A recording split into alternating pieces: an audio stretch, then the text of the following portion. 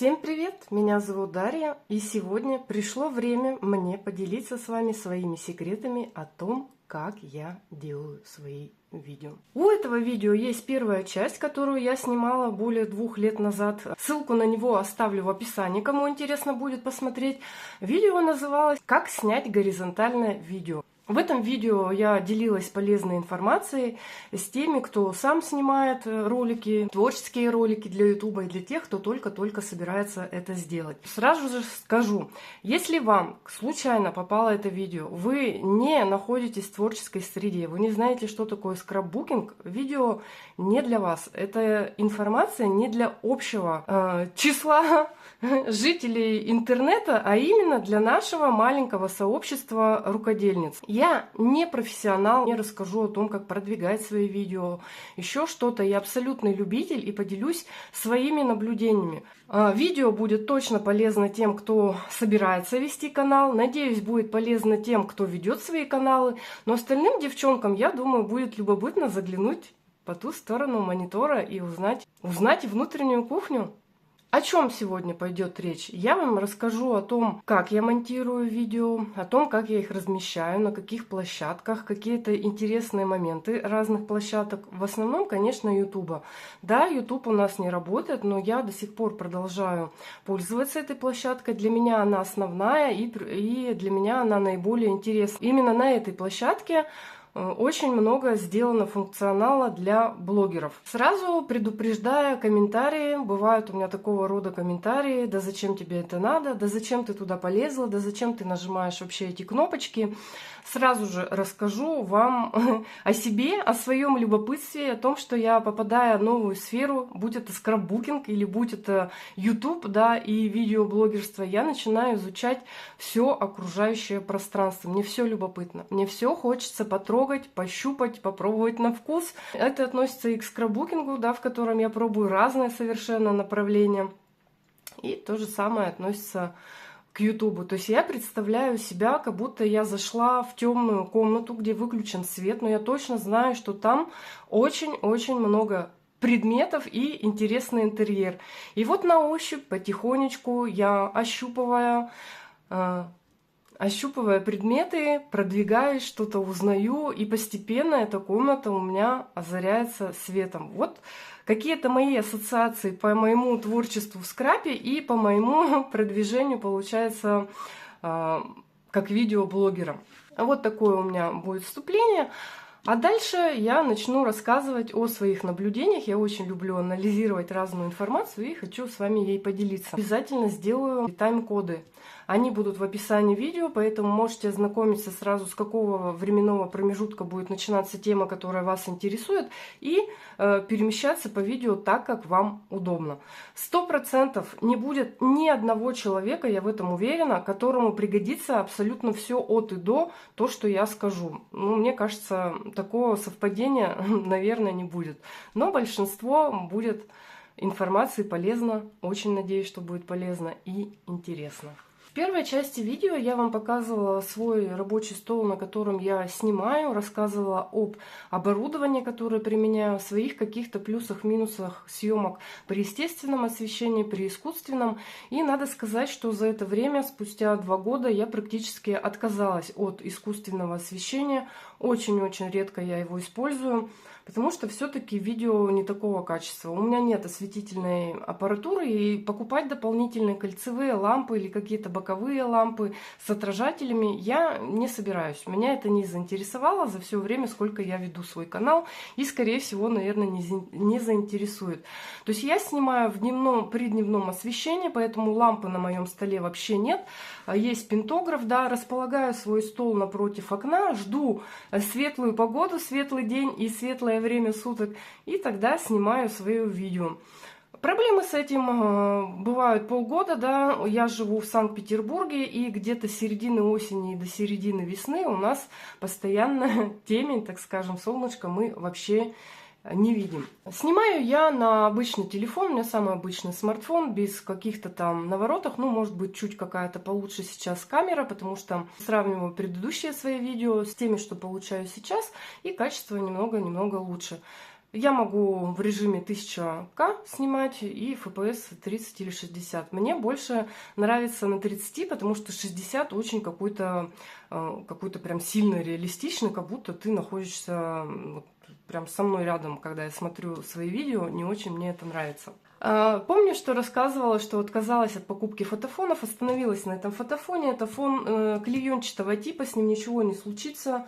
Он не порвется, ничего, его можно протереть тряпочкой, и он будет долго служить верой и правдой. Он действительно мне служит, ничего с ним не случается, но так неинтересно. Я в итоге все купила фотофоны, 3 штуки с 2 принтами на разных сторонах. То есть получается 6 фотофонов. Отношусь теперь бережно, так как помню, что первые свои такие подобные фотофоны я порвала сразу все 3 штуки и пришлось их выкинуть. Поэтому очень аккуратненько. Ничего, служат они мне, и получается у меня более разнообразный вид в кадре. Иногда это надо. Фотофоны я подбираю по цвету тех работ, которые показываю, или по своему настроению. То есть для меня это тоже некая такая отдушина. Это та информация, которая касалась у меня первой части этого видео. Еще я помню, тогда сказала, что вторую часть буду снимать, когда то видео наберет 50 лайков. 50 лайков мне тогда, не знаю, это было сказочно получить 50 лайков. Не было у меня таких просмотров, и лайков мне, конечно, столько же не ставили. Так я и не дождалась. Решила, что все равно хочу снять это видео, и все равно его сниму, вне зависимости от того, что лайки у меня там не набрались. Дальше. Вот, получается, как снять я показала. После этого, что у меня происходило. Хочу сейчас рассказать свои все какие-то такие шероховатости и те моменты, с которыми мне пришлось столкнуться. Вдруг кому-то это поможет. У меня телефон Xiaomi. И этот телефон уже, по-моему, 3-й, на который я снимаю, по ходу, получается, я меняю, видимо, их раз в год, что ли, раз в 1,5 года. Ну, в общем, они у меня меняются. Но из телефона в телефон в Xiaomi есть встроенный баг, который почему-то не чинят. Телефону все равно, в горизонтальной или вертикальной плоскости вы фотографируете или снимаете, он сам на свое усмотрение может любое видео и любую фотографию перевернуть так, как ему захочется. И поставить свои изначальные настройки. Меня это жутко бесит, я не знаю, что с этим делать, покупая как бы каждый новый телефон. Я надеюсь, скрестив пальчики, что это исправят наконец-то, но мне кажется, что это какая-то издевка от разработчиков программного обеспечения вот этих телефонов. Это их особенность. И это никак не меняется. Для меня вначале это создавало очень много неудобств, потому что я не особо разбиралась в своем программном обеспечении, которое стоит на телефоне, и в той программе, в которой, казалось бы, я много лет монтирую, но я ее очень плохо знаю. То есть у меня примитивные навыки монтажа. Получается, я снимала горизонтальное видео. Телефон мне мог его развернуть по-разному. Он мог сделать вертикальное видео, он мог сделать горизонтально, но перевернуть вверх ногами. То есть практически каждое видео мне надо было каким-то образом переворачивать и возвращать назад. В встроенном просмотрщике это сделать нельзя. И поэтому на старом телефоне я скачивала вспомогательное программное обеспечение, какую-то программу для обработки фотографий, и именно там переворачивала видео так, как мне надо. Так как в этой программе тяжелое видео она очень плохо воспринимала, мне приходилось снимать маленькими кусочками где-то по 5 минут. Вот с такими видео она легко справлялась, легко переворачивала, потом время тратилось на сохранение. И поэтому мне приходилось постоянно прерываться, нажимать на стоп, дальше нажимать снова на плей, такими маленькими кусочками двигаться. В принципе, так мне вначале было удобнее, и если я какой-то кусочек запортачила по своим каким-то причинам, не то сказала, не то показала, было легче переснять вот этот маленький кусочек, удалить его и полностью переснять именно маленький кусочек, а не все видео. То есть мои огрехи замечались быстрее, чем я бы сняла там часовое видео, а потом заметила, что у меня либо камера вообще выключена была, либо еще неприятности у нас бывают разные. Вот так я мучилась. Снимала на свой старый телефон, он меня снимал намного лучше, чем предыдущий. Мой телефон, не знаю почему, переворачивала там. И после этого я все переносила на компьютер обязательно, потому что телефон мне неудобен. Для меня это маленький экран, я не умею на телефоне не монтировать, ни видео смотреть, даже комментарии писать мне в телефоне вообще неудобно. То есть телефон — это не мой размер, не мой формат. Я, видимо, с старой закалки я привыкла к компьютеру, и все программное обеспечение у меня на компьютере. Видео смотрю на компьютере, монтирую на компьютере.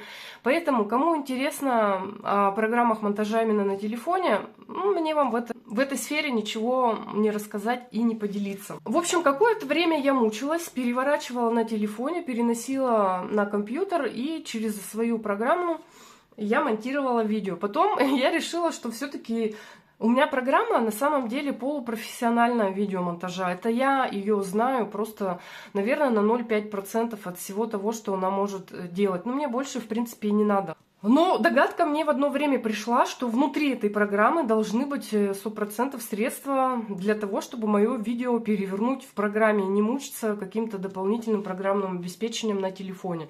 Ура!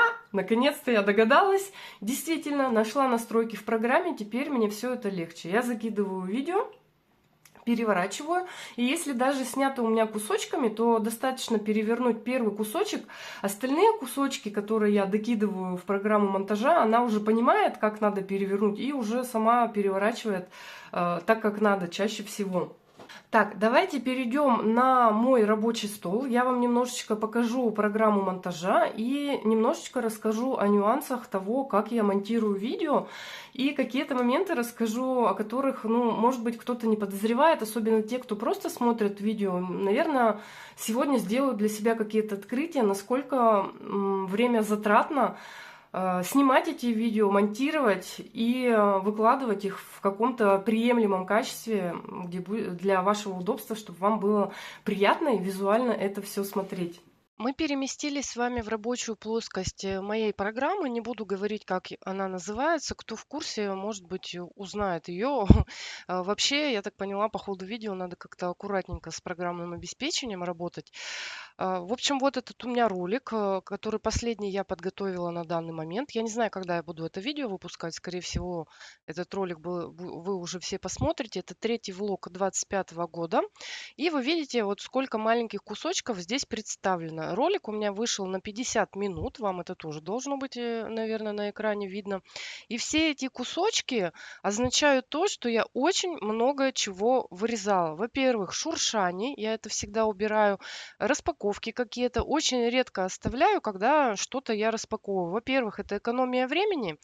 А во-вторых, бережно отношусь к вашему слуху. Есть достаточно вот продолжительные кусочки, видимо, все хорошо. У меня хорошо шла речь, хорошо все я вам показывала, и не надо было так сильно монтировать. Я, конечно, с одной стороны понимаю свою ответственность, то, что я блогер, меня смотрят люди, да, мне хочется говорить правильно все, правильным и грамотным языком, но, к сожалению, мы с вами живем в реальной жизни и разговариваем более проще, да, чем как бы хотелось бы нас с вами друг друга слышать. Не знаю, может быть, сумбурно как-то объясняю. Есть у меня разные слова-паразиты, от которых очень трудно избавляться. Я вам об этом признавалась и признаюсь. Их часто приходится вырезать. Бывают у меня длительные паузы, когда я забываю какие-то слова. Это тоже все вырезается и остается за кадром. И еще часто я начинаю рассказывать о том, что отношение к видео вообще не имеет. То есть при монтаже какие-то свои болталки иногда, да даже не иногда, а очень часто я вырезаю. Иначе мои бы видео расползались там дальше, чем за час. Больше стараюсь оставить какой-то информативной информации. Во влогах я себе на самом деле разрешаю болтать, потому что все-таки влог это именно болтовня для меня. О чем-то мне хочется выразить какие-то свои чувства, чем-то с вами поделиться, задать вам какие-то вопросы. Это все я оставляю. То есть я не какой-то робот. Вот, поэтому все мы с вами люди, все мы с вами не дикторы телевидения, и вполне возможно у нас не пятерки за русский язык были в школе. Не судите строго, не образовательные какие-то каналы в плане грамматики и русского языка. У нас просто канал, где мы делимся с вами, я делюсь с вами лично своей скраперской жизнью. Но хочу, чтобы вы знали, что работа у меня ведется. Все у меня тут вырезается по мере возможности. Дальше, после того, как я все это смонтировала, кстати, здесь я переворачиваю видео, как мне надо. Здесь я добавляю цвет, когда очень темный день. И единственный момент, что я стала замечать, что я когда добавляю свет, Эм, очень такая блеклая картинка и не передает всю гамму красок, которая есть на экране. Не знаю, как это еще побороть. Видимо, надо еще контрастность где-то поискать. Поищу, может быть, лучше будут видео выглядеть. После того, как я все смонтировала, я провожу визуализацию. Сейчас я не буду, конечно, вам все это показывать. В моей программе это называется визуализировать видео. Господи, даже выговорить не могу. Кнопочка по-английски называется render. Надо, кстати, загуглить, что это значит. Это перевод вот этого формата в тот формат, который я буду загружать на YouTube. Очень долго подбирала этот формат, то есть здесь расширение экрана, здесь какие-то настройки, здесь ширина экрана задается в каком качестве, что, ну, в качестве у меня в 1080 снимается, соответственно, по умолчанию в хорошем качестве мне должно и перевести. Потому что после этого YouTube еще подпорчивает нам качество, и вот в этой программе надо максимально качественно сохранить. Очень долго идет процесс этого рендера. И я вам уже говорила, жаловалась, что забираются какие-то процессы у компьютера, и невозможно работать. Компьютер это у меня рабочий инструмент, я работаю на удаленке, и он мне постоянно нужен для решения своих задач. То есть рендер я ставлю в те дни и в те моменты, когда меня не бывает дома, либо когда уже нету времени на ночь. Потому что по-другому невозможно. Рендер делается долго. Вот это вот 50-минутное видео будет переводиться в нужный мне формат часа 3-4. Вот, имейте в виду. Монтаж занимает тоже очень много времени. Все отслушать, все отсмотреть. И девчонки еще пишут поправлялки, если сказали что-то не так. У меня на это часто не хватает времени.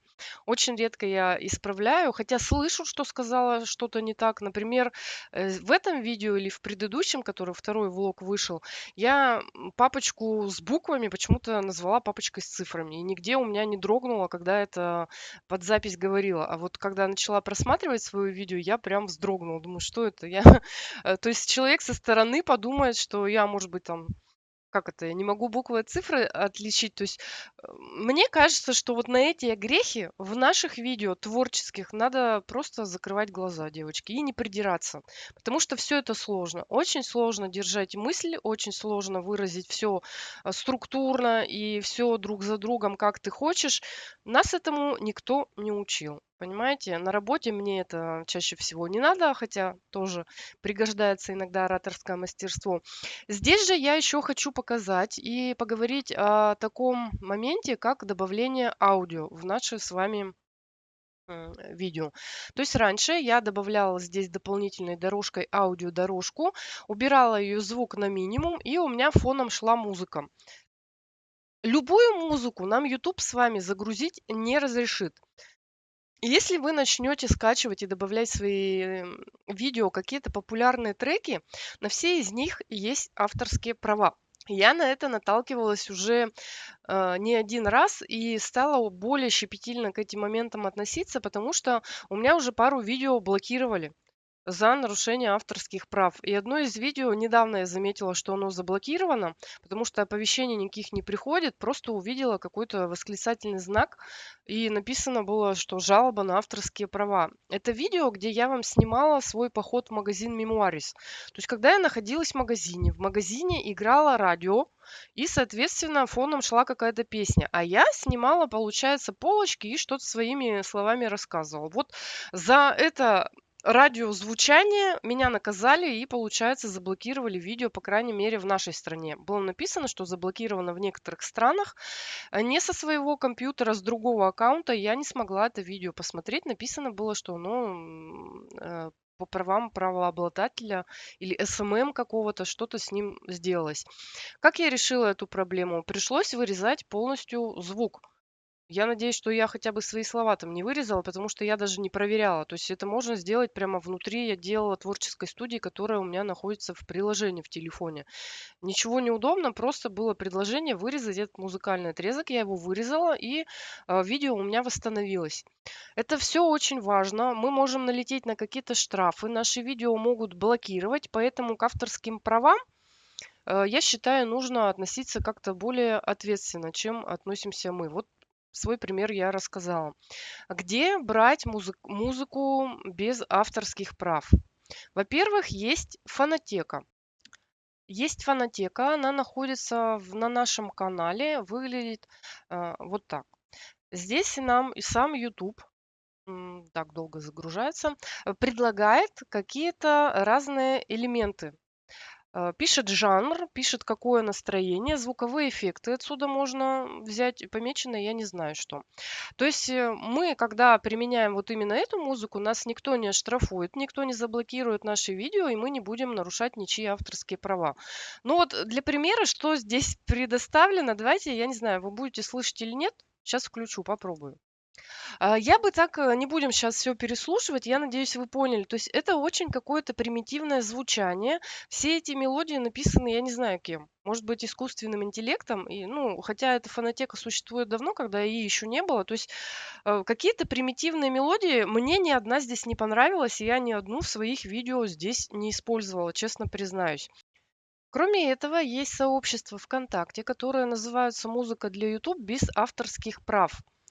Вот одно из сообществ мы сейчас с вами видим. Здесь музыка уже поинтереснее. Здесь очень много я для себя находила. И в самом начале занятия блогерством, получается, скачала по разным жанрам очень много разных музык. Здесь в чем проблема? Когда-то есть возможность, что автор этого произведения заявит свои авторские права. Я на это тоже натыкалась. У меня каналу 2,5 года, и за 2,5 года я качала вот из этой группы, ну, из этой или какой-то подобной, сейчас смотрю, я не подписана, раньше на какую-то была подписана. И прилетают авторские права с течением лет. Вот недавно на одну из моих любимых мелодий, которую я ставила тогда, когда делаю процессы и показываю свои видео под музыку, что я делаю, прилетели авторские права, прям на самую мою любимую.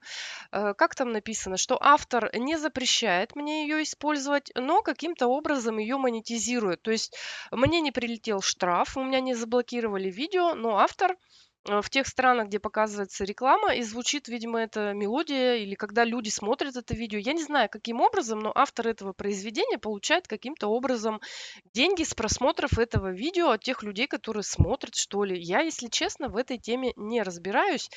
Ну, серьезно, кто больше меня понимает, может мне написать в комментарии. Все комментарии я очень буду тепло воспринимать, мотать на ус, что-то запоминать в тех областях, в которых я вообще не разбираюсь. Это очень интересная тема.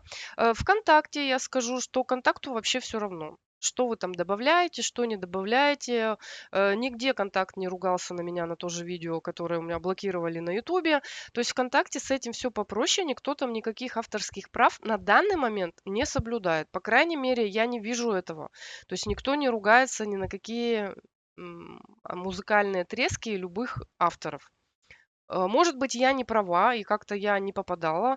Те, кто очень активно пользуются именно "Контактом" теперь для размещения своих видео и более там что-то изучали, тоже, может быть, напишут в комментариях, как это происходит "ВКонтакте". "ВКонтакте" я загружаю совершенно примитивно со своей странички через видеоредактор, но это не приложение ВК-видео, это не какое-то отдельное, то есть в самом "Контакте".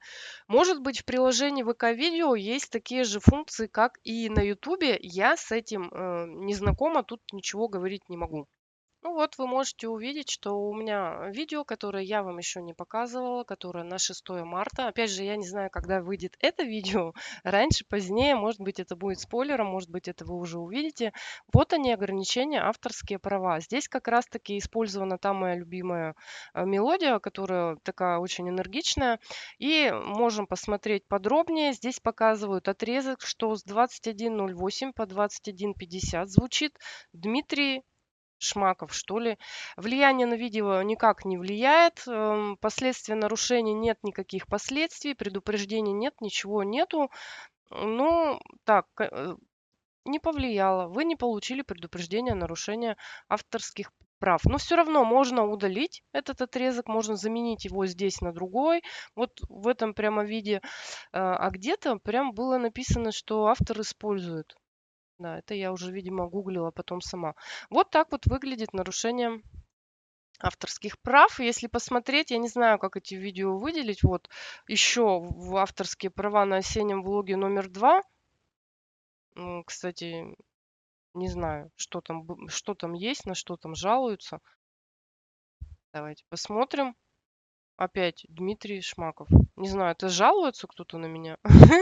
Потому что вряд ли тут используется та же самая мелодия. Ну вот в начале где-то с 2.02 по 4.46 какая-то у меня там играет. В общем, очень часто я перестала из-за этого использовать, чтобы не нарушать какие-то авторские права и не влететь в какие-то неприятности. Вернулись с моего рабочего стола, посмотрели мы, как монтируем, как я получаю свое видео. После этого видео мне нужно разместить на своем канале. Я буду сейчас говорить про YouTube. На YouTube все сложнее, все интереснее. Контакт это вообще, это, знаете, как детская песочница по сравнению с YouTube. Расскажу, наверное, с самого начала, как я относилась к своему каналу. Мне хотелось сразу же сделать какое-то красивое оформление. Что такое Photoshop, я знаю. Опять же, я всем программным обеспечением пользуюсь на компьютере. Это у меня программа для редактирования картинок, это Photoshop.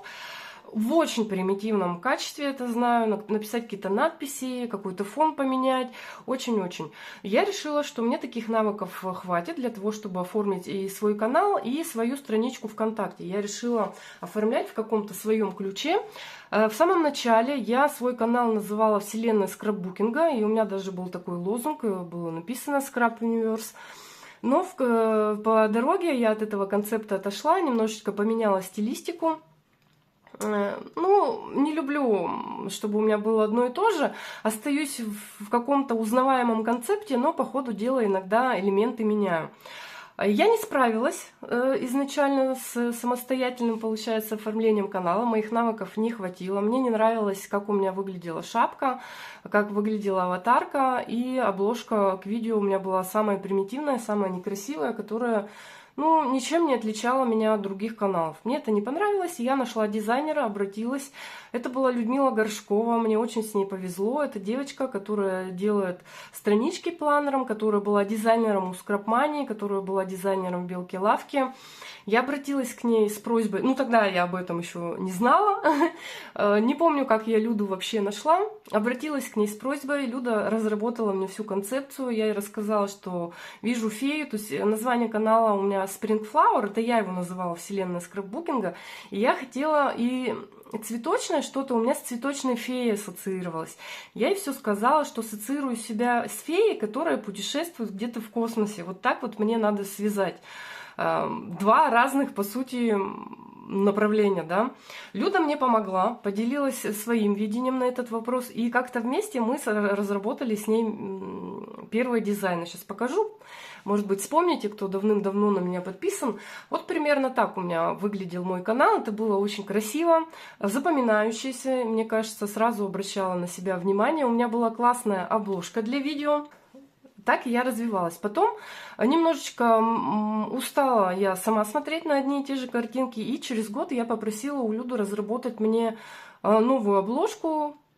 Да, новую обложку. То есть новую обложку и заставку канала.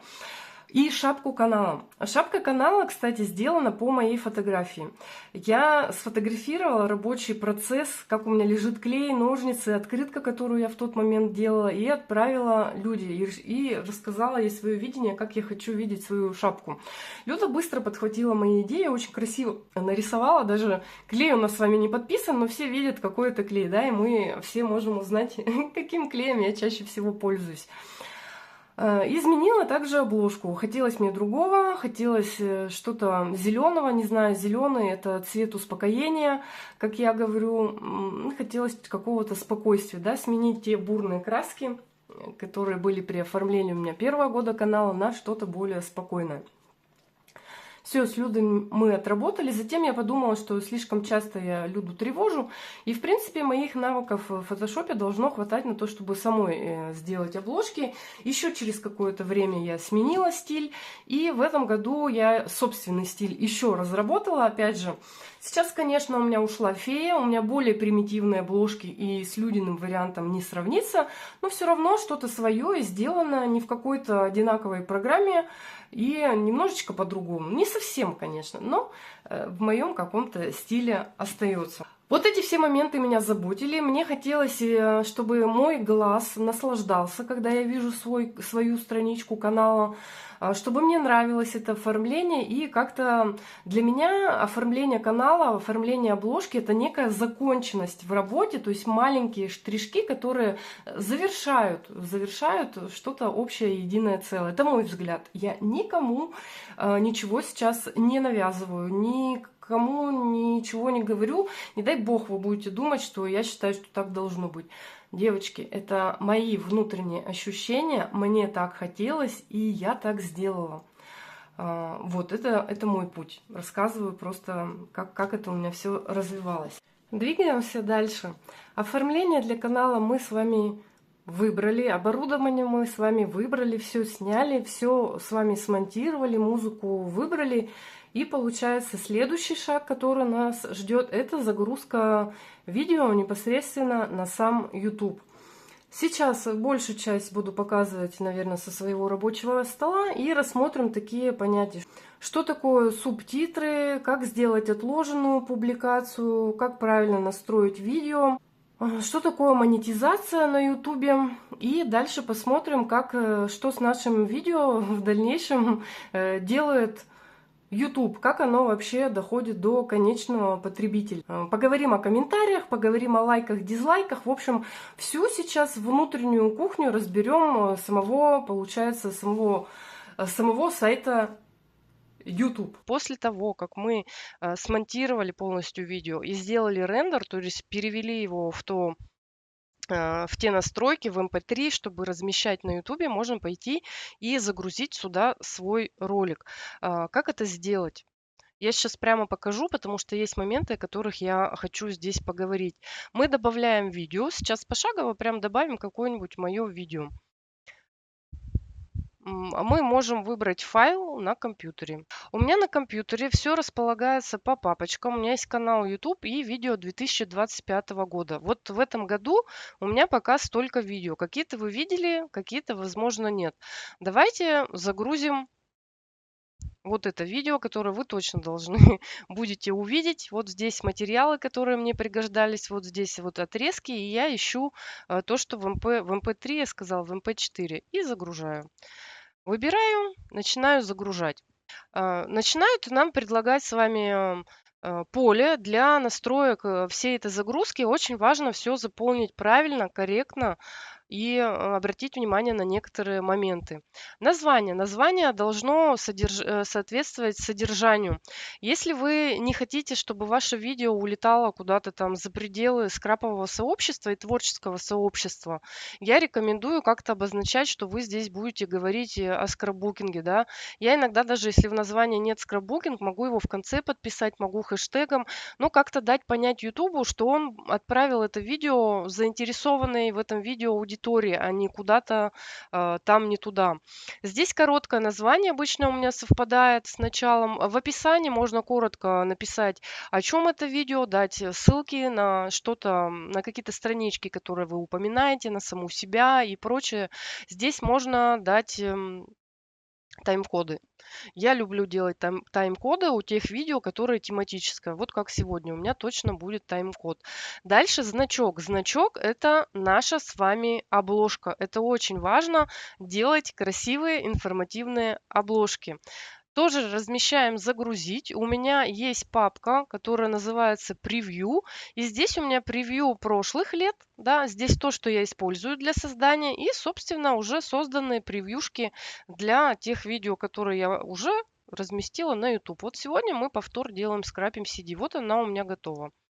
Обложка видео — это отдельный JPEG-файл размерами 1280 на 750 и никакого другого размера. Давайте заглянем в мой Photoshop. Я вам покажу, как у меня выглядят заготовки и как примерно я делаю свои обложки. Возможно, это кому-то пригодится. Как я делаю свою превьюшку? Использую программное обеспечение с минимальными навыками.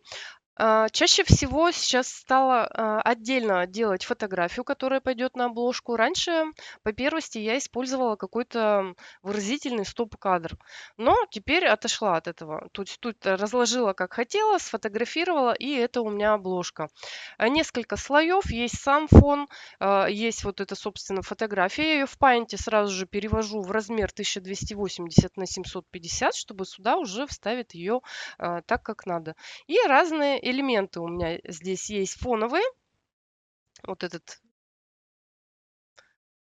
лист тетради у меня здесь проекция, да, вот так вот я его могу переносить и делать как мне надо. И за ним я еще сделала вот такой фон, ну, мне так захотелось. Дальше слова. Надпись, которая название видео. Выбрала в этом году себе такой какой-то игривый шрифт. Не знаю, вообще иногда меняю. Пишу сказочными какими-то шрифтами. Еще у меня очень много шрифтов.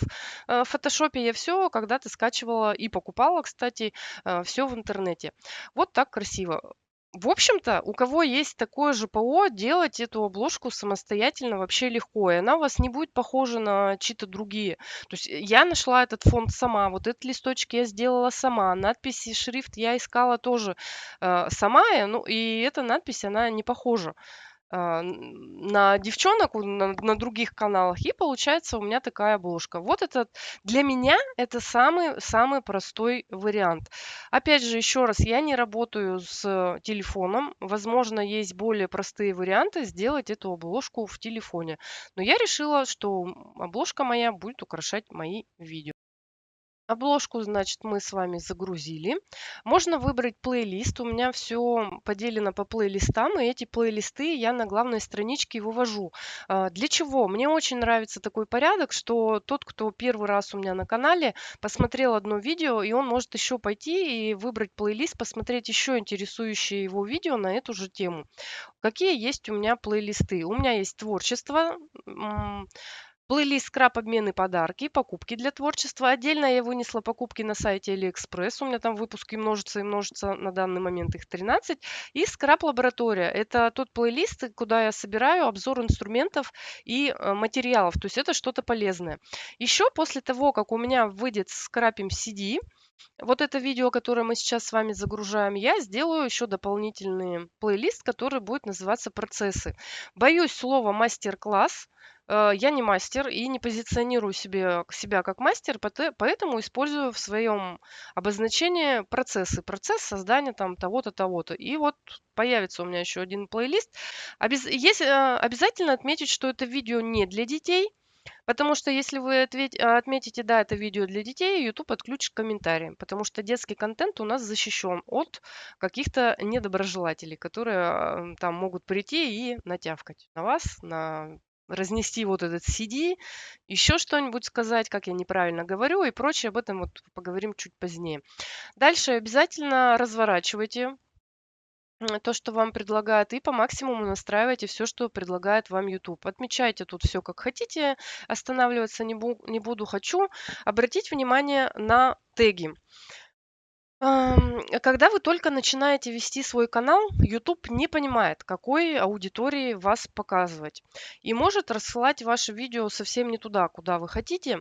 Поэтому для того, чтобы чуть-чуть направить, во-первых, сделать правильное название, обозначить там слово скрапбукинг, а во-вторых, вот здесь вот в тегах через запятую просто написать те слова, о чем ваше видео. Вот здесь у меня не сделано, потому что я не знаю почему. Мне просто я поначалу учила YouTube, да, потому что у меня были прецеденты, когда у меня видео улетело куда-то в 2500 просмотров. Об этом тоже я, наверное, позже поговорю. Мне это не понравилось. И после этого я начала учить YouTube, кому меня показывать. В последнее время мне было лень. потом, то есть какой-то промежуток времени я учила YouTube, после этого мне стало это делать лениво, потому что тоже это затрата времени, я перестала. И с недавнего времени, так как стала получать тоже какие-то неадекватные комментарии от людей, которые вообще к творчеству отношения не имеют, я снова начала подучивать YouTube, куда отправлять. То есть через запятую пишу все, о чем у меня в видео говорится. Пишу название материалов, каких использую. Если что-то купила, то название магазинов туда, чтобы в поиске это видео тоже в своих категориях как надо отображалось. Здесь все по умолчанию, все по умолчанию. Ну, иногда я не разрешаю делать ремиксы с моим видео, аудио. Ну, такая я бываю вредная. Категорию я для себя выделила люди и блоги. Ничего на это, категория вообще ни на что не влияет, поэтому тут можете не заморачиваться. Показывать отметок нравится, да, почему нет, пусть смотрят. Ну, мало отметок, мало отметок. Ничего страшного, я обычно выбираю сначала новые. Вот здесь тоже почему-то не выбрано, здесь что ли не настраивала. Ну, видимо, специально для вас. Далее мы переходим в вкладку "Дополнения". В дополнениях, нам предлагают добавить субтитры, добавить конечную заставку и добавить подсказку. Очень интересное поле, которое некоторые зря просто проходят мимо. Каждое поле здесь, нужно заполнить. Субтитры. Что такое субтитры? Очень долго не обращала на это внимания. Даже поначалу обращала, как-то делала галочку "добавить", потом перестала это делать, потом вообще их удаляла и вообще не понимала, зачем они. Пока не натолкнулась на чьё-то видео, где мне популярно объяснили, для чего нужны вообще субтитры. Ну, во-первых, это для стирания языкового барьера, конечно, да, когда ваше видео может, с крапушком попасть, в другие страны, а скрапбукингом у нас занимается с вами весь мир, ближайшие соседи и самые дальние соседи. Если вы что-то в видео говорите, а не только показываете, можно будет запросить свой язык и посмотреть со звуком, ну, хотя бы вот с этим текстом внизу экрана, да. И самое главное, о чем я вообще забыла, это о людях с ограниченными возможностями, проживающими внутри нашей страны. То есть у нас есть с вами люди слабослышащие, глухонемые, и для которых субтитры– это возможность смотреть наши видео, потому что никто не запретит любому человеку заниматься скрапом, какие бы возможности у него не были. Поэтому о таких людях тоже надо помнить, и я хочу вам порекомендовать, чтобы вы все-таки субтитры включали. Они могут там как-то автоматически по умолчанию, но вот о каких-то моментах, где надо подредактировать, я хотела бы рассказать. Со времени моих последних слов прошло уже 3 недели. Я решила сообщить вам об этом, потому что вид творческой студии изменился, чтобы у вас не было вопросов. Я взяла себя в руки и все-таки продолжаю записывать дальше это видео. Мне очень тяжело на самом деле дается. Давайте все-таки рассмотрим, как добавить субтитры. Я умею добавлять у видео, которое уже загружено и обработано, и которое в загрузке где-то, ну, день, наверное, прошел, может быть, 2, после того, как, я считаю, созданы автоматические субтитры. Давайте добавим субтитры для моего видео "Макраме для скрапа". Оно еще не вышло. Вот у меня на 8 марта. Сегодня у меня еще не этот день, у меня сегодня даже не 1 марта, когда должен предыдущий влог выйти. Нажимаем на сведения, попадаем в описание видео. Слева у нас есть с вами меню. Нажимаем субтитры. И сейчас нам надо опубликовать сначала автоматические субтитры. Нажимаем копировать или изменить. И здесь мы с вами слева увидим, что все, что наш искусственный интеллект разобрал из моей речи и преобразовал в текст. Конечно, вы видите здесь ну, ошибки. Вот почитайте. Это макраме, да, Мара Макмел. Он пишет. Конечно, все это надо бы исправить. Весь текст, весь исправленный текст, ну, сделать читаемым, и таким, чтобы затем на иностранный язык этот текст можно было перевести. Но у меня сейчас времени нету все это править. Хотя, когда я занималась и целенаправленно делала субтитры на иностранном другом языке, я у какого-то видео прямо все это корректировала. Нажимаем здесь "Опубликовать". Сейчас наши субтитры по умолчанию русские публикуются. Вот здесь опубликовано и здесь опубликовано тоже появляется. Сейчас можно будет уже добавлять субтитры иностранные, добавить перевод на другой язык. Нажимаем, здесь из списка выбираем тот язык, на который мы хотим перевести. Вот я хочу сейчас перевести на французский. Ну, вот так вот я захотела. Французский, именно французский Франция. Нажимаю «Добавить», у меня французский язык появился в списке, но субтитров нет. Как и добавить? Добавляю, появляется мое видео, и здесь варианты, что можно сделать. Можно загрузить файл, если вы уже перевели где-то, перевести вручную можно. И вот перевести — это значок переводчика, когда автоматически ваши опубликованные ранее на русском языке субтитры переведутся на французский язык. Я именно так и делаю. Вот он перевел. Я даже уверена, что здесь все не так. Тут даже моего имени нету, да, бонжура, то есть мон ном. Где мое имя? Дарья. Оно все равно должно быть написано. Так что то, что здесь переведено, оно переведено тоже, скорее всего, неправильно. Но это именно автоматические субтитры. Сейчас мы публикуем, и получается, французскоговорящие граждане, смотря видео, могут включить язык французский субтитров. Также можно добавить любой другой язык, который вы хотите, и думаете, что люди могут смотреть на этом языке. Я вам показала, как можно это делать. Если вам это будет интересно, вы, конечно, с этим в дальнейшем разберетесь. Продолжаем с вами загружать наше видео. То есть первую строчку в дополнение добавить субтитры мы с вами освоили. Я вам все рассказала. Дальше нам предлагают добавить конечную заставку. Как добавлять конечную заставку? Нам здесь предлагают две опции на выбор. Это просто добавить и импортировать из другого видео. Если вы выкладываете, размещаете свое самое первое видео, вам надо нажать кнопку «Добавить». Если у вас уже видео не первое, и вы постоянно публикуете свои видео, импортируйте из другого видео и просто выбираете то видео, из которого эту заставку конечную можно взять. Давайте нажмем кнопку «Добавить» и сделаем, как будто мы делаем это первый раз. Что нам предлагают сделать? Вот выбрать вариант, как в последнем видео. Можно сделать такой вариант, где у нас справа будет наш логотип и кнопка «Подписаться на канал», а здесь будет рекомендованное видео размещаться. Далее у нас есть вариант здесь подписка, здесь видео. Есть вариант с размещением двух видео, есть с размещением двух вот так вот видео, и есть размещение, что одно видео, один плейлист и кнопка посередине «Подписаться». Выбираете тот вариант, который вам больше всего нравится. У меня выбран на моих видео вот такой вариант. Давайте попробуем для интереса какой-то вот другой. Мы видим, как это будет выглядеть. Это все будет публиковаться в конце видео с 15:23 до 15:43, то есть 5 последних секунд. Внутри у меня логотип канала, и там можно будет нажать на него и подписаться на канал. Здесь самое подходящее видео будет рекомендоваться то, которое человек еще не просмотрел, скорее всего. И здесь я могу добавить какой-то плейлист и отправлять человека смотреть мои плейлисты. О плейлистах я уже вам рассказывала. Мне надо выбрать плейлист. Давайте выберем. Вот мои идеи, творчество, скрап лаборатория. Давайте отправлю в мои идеи смотреть следующее видео, которое у меня есть. Я сохраняю. Все, у меня галочка стоит. Добавить подсказки. Очень интересная опция. Я рекомендую ее использовать. На самом деле мало у кого вижу, что девчонки используют. Что это такое? Смотрите, добавить подсказки. Давайте добавим. Подсказки — это те моменты в вашем видео, на которых вы дополнительно хотите отправить свою аудиторию куда-то что-то посмотреть. Можно дать ссылку на видео, притом на свое и, наверное, на чужое. Можно дать ссылку на плейлист и можно дать ссылку на канал.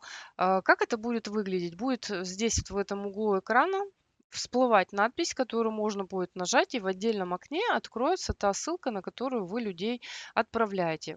Как делать эти ссылки, вообще на что ориентироваться? Вот здесь у меня получается, ну, что-то вроде мастер-класса. Ну, я мастер-класса не называю, это у меня процесс. У меня еще есть еще 3 процесса на канале, на которые я могла бы отправить зрителей, и они бы могли посмотреть. Вот ставлю промежуток времени, вот на 5 минутах на этом моменте я добавляю подсказку видео и попытаюсь сейчас отправить на свое видео. Здесь не все видео, здесь ограниченное количество последних видео. Как вы можете видеть, это у меня получается двухгодичной давности. Но процессы где-то у меня здесь должны быть. Вот у меня есть идея для открыток. Она мне попалась. И, кстати, это, наверное, единственный процесс, который был. Вот она у меня будет всплывающая. Если я говорю о чем-то, например, я снимала там, вам показывала там в предыдущем влоге, там каком-то влоге номер 1, и рассказывала вам уже то-то, то-то, вот теперь рассказываю продолжение. И можно вот на этот влог сделать как раз отсылку, и люди могут посмотреть, о каком влоге идет речь, если они его не видели. Это коротко о том, что значит подсказки. Подсказок можно делать несколько. Вот я на 9 минутах взяла, выбрала подсказку. Опять он предлагает, что добавить. И я вообще давайте отправлю вообще на этот плейлист, раз у меня не всплывают, раз мне нельзя выбрать остальные мои видео по одному, я могу отправить людей сразу же на плейлист. Вообще отличная опция. Я предлагаю всем, кто пользуется ютубом, ей пользоваться. Мы сохраняем сейчас это. И переходим, продолжаем загружать наше видео. а, Проходим далее. Здесь у нас проходит проверка. Здесь как раз-таки у нас проверяется, не нарушаем ли мы не нарушаем ли мы с вами какие-то авторские права. Вот видите, пока мы с вами тут тыкались-мыкались, уже прошла проверка и написано, что нарушений не найдено. Написано, что на этапе загрузки только предварительная проверка, и затем будет какая-то основная. И даже внизу написано: проверка завершена, нарушение не найдено. Переходим далее. Дальше у нас доступ к этому видео. Что нам предлагают? Нам предлагают ограничить доступ. Если мы выбираем эту опцию, мы закрываем это видео для всех и видите его только вы.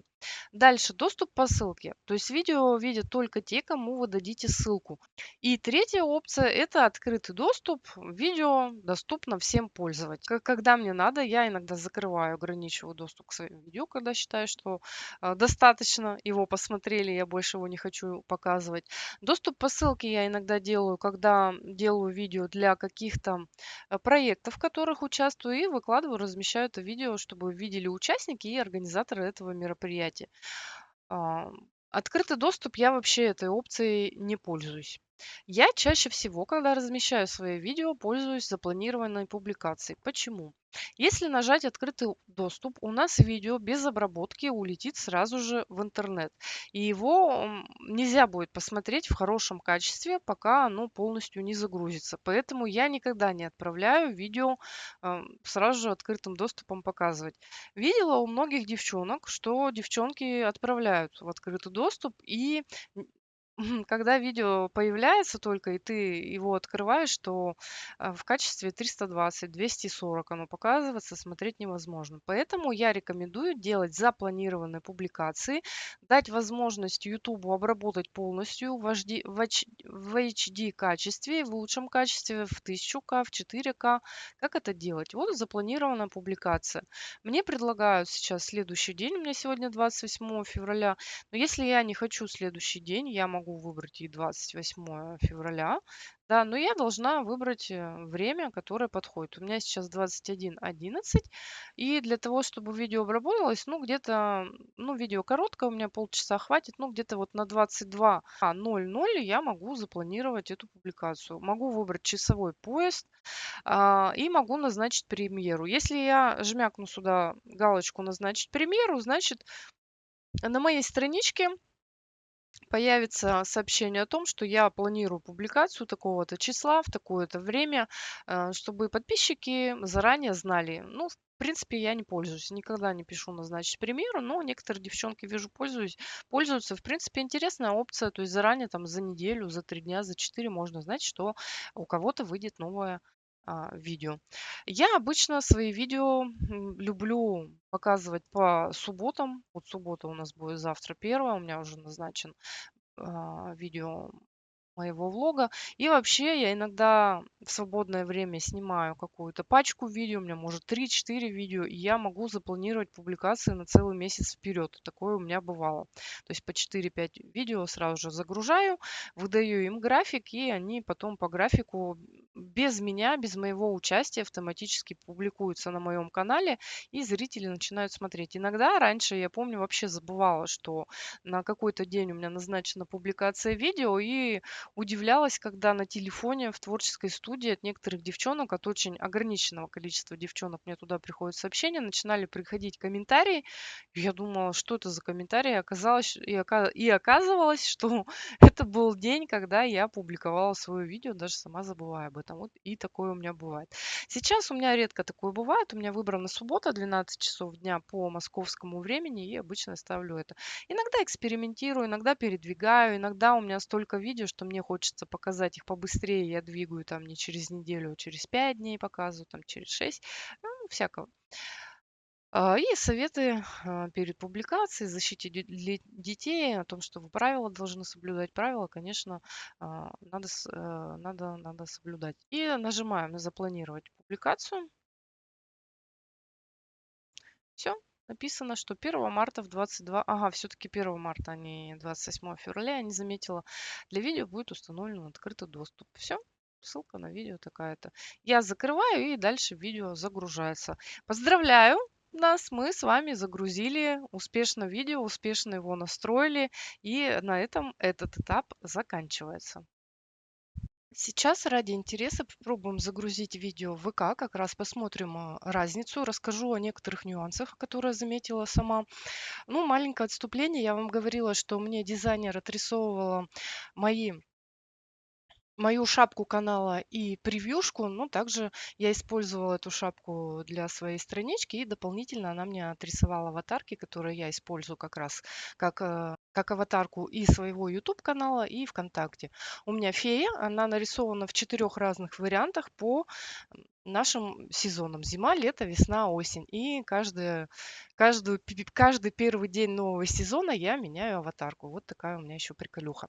Итак, видео ВКонтакте загружать начинаем не с создать пост, а с этой вкладки видео. Обратить хочу на это внимание, потому что вижу, что, наверное, половина девчонок загружают со своей странички. Почему? Потому что именно здесь находится что-то вроде творческой студии, как на Ютубе, но в очень усеченном виде. Сейчас мы посмотрим. И здесь есть возможность видео обработаться до того, как отправить на просмотр, потому что необработанное видео не будет загружаться у людей. Вы будете людям просто трепать нервы. Здесь будет возможность добавить обложку и как-то описать свое видео. Давайте же загрузим. Загрузить видео нажимаем, и, соответственно, все видео, которые загружены, вот они у вас здесь в ленте будут показываться. Дальше я выбираю, вот он, свой влог. Сегодня я буду загружать 4-й влог, как я обычно делаю. То есть, если в субботу у меня выходит видео на Ютубе, то в воскресенье утром у меня выходит видео ВКонтакте. Ну, так вот я привыкла вперед на Ютубе, потому что Ютуб для меня важнее, интереснее до сих пор, и там я получаю намного больше откликов, чем ВКонтакте. И сегодня у меня как раз-таки воскресенье, утро, и самое время загрузить новый влог для тех, кто смотрит ВКонтакте. Вот вы видите, что появилось окно, да, которое у нас дублирует как бы творческую студию, творческая студия ВКонтакте. Может быть, она здесь называется не так. Здесь мы можем написать название. Я скопирую с Ютуба. Здесь поле описания я не пишу, мне не нравится вообще, как это выглядит ВКонтакте, поэтому я его пропускаю. Вот именно здесь у нас можно выбрать обложку. Так, пока обращаю внимание, вот бежит ленточка, как видео загружается, потом начнется обработка. Поглядывайте сюда, пока я буду занята. Выбираем уже готовую обложку, вот она у меня есть. Я ее загрузила, вот она у меня здесь появилась, как она у меня будет показываться. Опять же, обложки я вам, по-моему, не рассказывала. В этой части пишу текст. Не пишу никогда здесь, потому что здесь и YouTube, и, наверное, контакт, да, вот будет писать продолжительность этого видео. Поэтому вот эту часть лучше не занимать. Писать где-то здесь, где-то здесь. Ну, то есть это учитывать при создании обложки. О чем это видео вы можете здесь написать коротко, так же, как я показывала, как я пишу на YouTube. Я здесь не пишу. Выбрать плейлист. У меня здесь нету плейлистов, я контактом вообще, если честно, не занимаюсь. И какой-то клип привязать, даже не знаю, что это такое. Нажимаем «Далее», попадаем в вкладку «Дополнительно». Здесь у нас, смотрите, есть субтитры. Давайте включим. Я вообще никогда не включала. Загрузить можно вот вручную, так же, как там, дорожку какую-то добавить, улучшить качество видео. И мне не надо улучшать, у меня и так очень хорошее качество видео, но если вы снимаете в качестве 720 или вдруг еще ниже, хотя я не представляю, как при нынешнем развитии технологий снимать ниже 720, то здесь вы можете поставить галочку, и нейро HD, получается, сделает вашу картинку и ролик привлекательнее. Не проверяла, не знаю как. Добавить ссылку ВКонтакте на свое сообщество, на все, что вы хотите, не знаю. Вот и все, собственно. Вот это все, что дополнительно нам, значит, предлагают. Далее, публикация. Что, значит, нам предлагают? Кто может смотреть видео, сделать настройки, кто может комментировать. Все можем настроить, так же, как мы настраиваем, собственно, свою страничку. И время публикации. Скорее всего, здесь тоже есть отложенная публикация. Я ей никогда почему-то здесь не пользовалась. Уберу-ка я. Видимо, можно и день, и время. Кстати, тоже удобно делать отложенные публикации. Например, у вас видео выходит в определенный день, в определенное время, но вы знаете, что в какой-то день, в этот день вы будете заняты, поэтому публикацию можно сделать заранее. Собственно, все. Это все, что мы с вами можем сделать. Вот поэтому, наверное, ну, еще раз я скажу про свою недолюбовь к контакту, потому что он, с моей точки зрения, любознательности не удовлетворяет моим любознательным потребностям только из-за этого. На другой площадке я вам показывала, где можно покопаться, где там сколько интересных моментов. Ну, меня это действительно привлекает. Но с другой стороны, простота, ну, может быть, большинству людей вообще не нужны эти навороты, им не хочется ни с чем разбираться.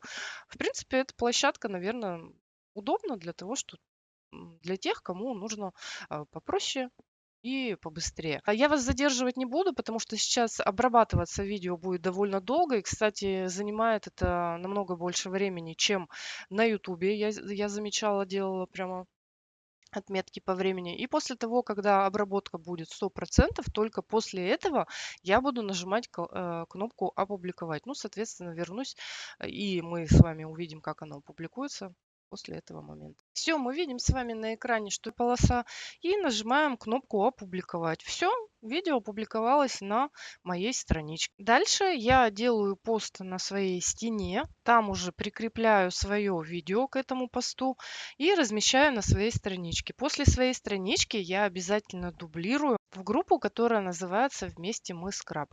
Не знаю, как будет дальше, но на данный момент мы с девчонками собираемся здесь. Уже 1045 подписчиков. Это и зрители, и скраперы. Те, кто не может размещать свои видео на ютубе, либо еще может, как я, но дублирует сюда, в эту группу. То есть это такое сообщество. Создала его Танюша Ануфриева, за что ей большое спасибо. И девчонки пишут: Таня, пожалуйста, публикуй мой пост, дают ссылку на свою страничку, и через сообщение группы Таня публикует это видео. Почему именно через сообщение видео, а не мы сами? Потому что именно так в новостях приходит информация о том, что получилось, о том, что появилось новое видео. Получается, все зрители имеют возможность смотреть здесь тех скрапушек, которых они смотрели. Все могут ставить лайки, комментарии и так обмениваться дальше информацией, получать какую-то новую информацию. В общем, все то же самое. Ну а после публикации нашего с вами видео начинается самый интересный процесс. Это процесс взаимодействия нас с окружающим миром посредством наших видео. После публикации начинаются показы вашего видео. Если канал новый, я не знаю, как YouTube определяет вообще, куда показать ваше видео, если у вас в заголовке не обозначено, что вы говорите о скраббукинге и не прописаны теги. Наверное, показывает всем подряд, что на самом деле не очень хорошо. Это портит нам с вами статистику. Ну, а если уже канал известный, понятно, какая категория людей смотрит, что смотрят наши каналы творческие люди, он примерно отправляет, соответственно, подписчикам приходит уведомление, если поставлен колокольчик, что вышло ваше видео. И даже без колокольчика в своем профиле они будут видеть точечку напротив вашего ника о том, что у вас появилось видео. И кроме подписчиков, конечно, показывает ваше видео в рекомендациях у людей, которые смотрят уже какие-то творческие каналы, и они, переходя на ваше видео, узнают о вас. И каким-то, мне кажется, людям показывают, которые занимаются смежным творчеством. Ну, так я часто наблюдала. Приходили люди и ко мне в комментарии из каких-то смежных творческих, все хочется сказать, специальностей, но, наверное, сказать правильно, хобби. У Ютуба есть свои алгоритмы продвижения видео. Конечно, эти алгоритмы знает только тот, кто их разрабатывал. Достоверно они прям ни одному человеку, мне кажется, кроме разработчика, неизвестны, и нам остается лишь догадываться о том, как YouTube и кому рекомендует наши с вами видео и на каких, собственно говоря, оснований. Не уверена, что мои знания правильные и корректные, но по собственным наблюдениям и по тому, что я видела в интернете, какие-то видео, которые рассказывали на эту тему, я сделала такие выводы, что самыми главными определяющими у нас являются первые 3 часа просмотра видео. Там YouTube собирает статистику, на что он смотрит? На количество просмотров, на ваш показатель CTR. CTR, вот сейчас опять меня заругают, что говорю какие-то незнакомые слова. Я постараюсь в интернете найти расшифровку и здесь вам словами прописать над видео, но если забуду, ну просто сейчас вам расскажу, что это такое. Это отношение просмотров к показам. То есть, допустим, видео ваше YouTube показал и предложил пользователям посмотреть 1000 раз, а нажали на это видео и посмотрели это видео, ну, допустим, 500 пользователей, то тогда CTR будет 50.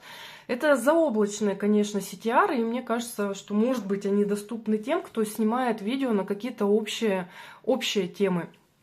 Потому что я считаю, что наши видео, кроме творческой среды, все-таки уходят куда-то налево, так скажем, и показывают обычным людям, которым вообще наш скраб там никуда не уперся, которые открывают вид 5 секунд, тут какие-то руки, кто-то там за кадром говорит и выключает. В общем, такие люди очень портят там на самом деле статистику, скажу сейчас попозднее. Итак, что я сказала? Просмотры, CTR, то есть отношение кликов по видео к показам, да, вот я могу поделиться своим CTR. У меня где-то 3-4 всего процента. То есть из 1000 у меня смотрят 30-40 человек. То есть 30-40 человек вот кликают на мое видео и смотрят. Я не знаю, я себя не сравнивала как бы с другими скрапушками по этому показателю, поэтому не знаю, высокий он, низкий, скорее всего, низкий. Я так считаю. Дальше. Вся движуха на канале идет нам в плюс. Что такое движуха на канале под видео вообще? Это лайки, это подписки, это комментарии, это дизлайки, девочки, кто их получает, потом тоже позднее об этом говорим. Если люди, по-моему, делятся видео, все это идет в плюс и считается, что видео популярно. Еще немаловажный такой момент, что учитывается процент просмотра. То есть сколько людей вовлечено в это видео, заинтересовано в это видео, и сколько людей вообще до конца его просматривает. Мне всегда как-то бросались в глаза каналы, на которых очень большое количество подписчиков. Я имею в виду каналы именно в творческой нашей с вами среде. У нас все-таки узкое такое направление, не на широкие массы мы с вами вещаем. И поэтому удивляли, да, девчонки, у которых там 6 тысяч подписчиков, 10, даже есть 20 тысяч подписчиков. И обратила внимание, что в основном, не в основном, а вообще все эти каналы созданы довольно давно. И тогда, когда эти каналы создавались, алгоритмы Ютуба, конечно, были другие. То есть Ютуб продвигал как-то по-другому наши с вами видео. Они находили большее количество своих зрителей, больше отклика, как мне кажется, и распространялись на общую какую-то аудиторию. Может быть, не так строго, может быть, не было тегов или хэштегов или еще чего-то, что позволяло видео залетать, там, не знаю, на несколько тысяч просмотров, там, 30 тысяч, 100 тысяч просмотров. И, конечно, при таком количестве просмотров, количество подписчиков и тех людей, которые подписываются на канал, значительно больше, чем у нас с вами в теперешнее время, где наверное, такое среднее число показов, там 400, 500, 1000, да, ну, если там девчонки, у которых до сих пор охваты высокие, 2-3 тысячи, это как раз по большей части девчонки, сохранившие своих предыдущих подписчиков.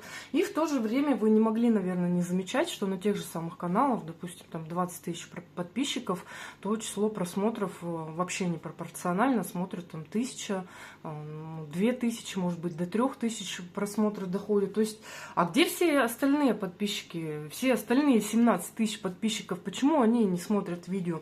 И я вам так скажу, что с течением времени, мне кажется, что подписчики переходят в какую-то такую категорию людей, которые забросили, возможно, YouTube, возможно, им неинтересно стало творчество или неинтересно стал конкретно ваш канал. И многие подписчики по дороге просто отваливаются. То есть они не отписываются от вашего канала, им лень нажать эту кнопочку, или просто они вообще забросили этот аккаунт и на него никогда не заходят. Либо еще по каким-то причинам, то есть они висят у вас на канале мертвым грузом. Вот даже взять, если мой канал, у меня ему всего 2,5 года, у меня не так много подписчиков, но из них, мне кажется, что половина, она по дороге уже отвалилась. То есть это не активные подписчики. Ну, как я наблюдаю, что у меня смотрят где-то 400-500 вот человек, ну, и то это просмотры, людей, наверное, смотрят гораздо меньше, может быть, вот по 2 раза кто-то там начинает и продолжает смотреть, но где-то так вот моя аудитория, она вот такая, она не соответствует тем подписчикам, которых я вижу. О том, что такое просмотр. Просмотр YouTube считает по-своему, не так, как ВКонтакте. ВКонтакте вы можете сесть и сами свое видео тыкать, бесконечно тыкать, запускать, выключать, и вот сколько раз тыкните, столько просмотров вам ВКонтакте и засчитает. У Ютуба не так. У Ютуба все строже. Он борется с накрутками ботов на просмотры, и то, чтобы быстрее каналы развивались, да, и ну, я не знаю, для чего там люди раскручивают побыстрее свои каналы, тут я вам не могу подсказать. Что такое просмотр на Ютубе? Просмотр на Ютубе – это просмотр длительностью дольше 30 секунд, при включенном звуке, и видео при таком просмотре должно занимать больше 50% от экрана человека, который его смотрит, да, то есть это не свернутое видео, не с выключенным звуком и дольше 30 секунд. Опять же, если вы захотите накрутить себе видео и запускать каким-то ботом или сами сидеть, кликать, ждать 30 секунд и выключать, у вас так не получится. В зачет идут только первые 5 просмотров одного и того же видео. То есть можете проверить, то ли 5, то ли 4, я, честно говоря, не помню, я не проверяла. Я, конечно, просматриваю сама свои видео, но просматриваю их в творческой студии до того, как их выпустить. Просматриваю на предмет ошибок, оговорок, какой-то корректной-некорректной склейки обязательно. Где-то раз-два на скорости 2 я это все прогоняю. Про просмотр еще что хочу сказать, что влияет продолжительность просмотров. Если вы начали смотреть какой-то длинный ролик, а у нас девчонки некоторые любят снимать влоги по 1,5 часа, вот как я, вот этот ролик у меня будет очень длинный. Если вы начали смотреть, посмотрели там 10 минут, у вас нет времени смотреть его дальше, вы просмотр, закрываете видео, то опять же портите статистику. То есть у человека в творческой студии потом будет написано, что 15% просмотра от видео, то есть смотрят по времени, да, 15% от времени смотрят, 20-25%. И получается, YouTube, видя такие цифры, тоже перестает продвигать такие видео. Я тут не знаю, что вам сказать. Я не могу вам запретить не закрывать это видео. Я сама так делаю. Свои видео тоже там могу закрыть и самой себе статистику там портить. Ну, если у меня сейчас нет возможности и желания смотреть, да плевать, что там YouTube считает, не считает, и кому он что там насчитает, даже если это мне. Мне все равно. Девчонки многие, вот, кстати, слышала, жалуются о том, что снимают там часовые видео, а смотрят там по 20, по 25 минут, там, не знаю, по 30. Могу сказать тоже, что у меня процент вот вовлеченности как бы небольшой, и с часового, если видео убрать, ну где-то вот 25% у меня средняя величина 25 минут получается. Ну, 25% от времени, от часа у меня видео смотрит. ну, либо неинтересно, либо случайно открыли, либо то и другое вместе. Тут я сказать не могу, либо тоже кто-то открывает, потом закрывает, чтобы посмотреть потом. Тут я ну, просто рассказываю о своих показателях. Если вы за 3 часа, получается, заинтересовали свою аудиторию, они просматривают ваше видео от начала до конца и соблюдают все эти, получается, все требования YouTube, значит, YouTube будет дальше продвигать ваше видео и показывать его большей аудитории, чем он обычно показывает. И тогда у вас ну, будут расти просмотры, вы сами поймете, какие видео пользуются действительно пользуются популярностью. YouTube очень не любит людей, которые бросают свои каналы, которые снимают нерегулярно. Ему важна вот регулярность, то есть завели порядок, там раз в 2 недели видео опубликовывать, раз в день. Вот так вот как бы YouTube и хочется, чтобы вы эти видео публиковали. Таких авторов он любит и тоже старается им помочь и как-то их видео продвигать. Еще YouTube, я знаю, что любит видео длиннее 20 минут. А все почему? Потому что в такие видео можно напихать больше рекламы. Вот. У него тоже тут свои интересы у Ютуба есть. Еще я где-то читала, что YouTube помогает новичкам. Я, наверное, с этим соглашусь, потому что когда я начинала вести свой канал, меня вообще никто не знал. У меня не было ни одного знакомого. У меня, может быть, какие-то друзья ВКонтакте были, но, опять же, те люди, которые я встретила на совместных проектах, тут даже тоже сказать не могу. То есть вообще я выходила в абсолютную пустоту без поддержки всего. То есть я попросила только подписаться своих ближайших друзей, чтобы мне не так грустно было видеть, да, чтобы у меня было хотя бы 3, там, 4 подписчика. И я могу сказать, что мои видео YouTube, ну, не знаю, первое видео у меня, наверное, 100-200 показов было, это было очень много. И одно из самых первых видео у меня улетело на 2500 просмотров. Ну, это вообще много. Об этом видео я тоже хочу сказать, оно ломает абсолютно все стереотипы, все, получается, вот эти алгоритмы, которые я сказала, они вообще не соответствуют действительности с этим видео. Что у меня получилось?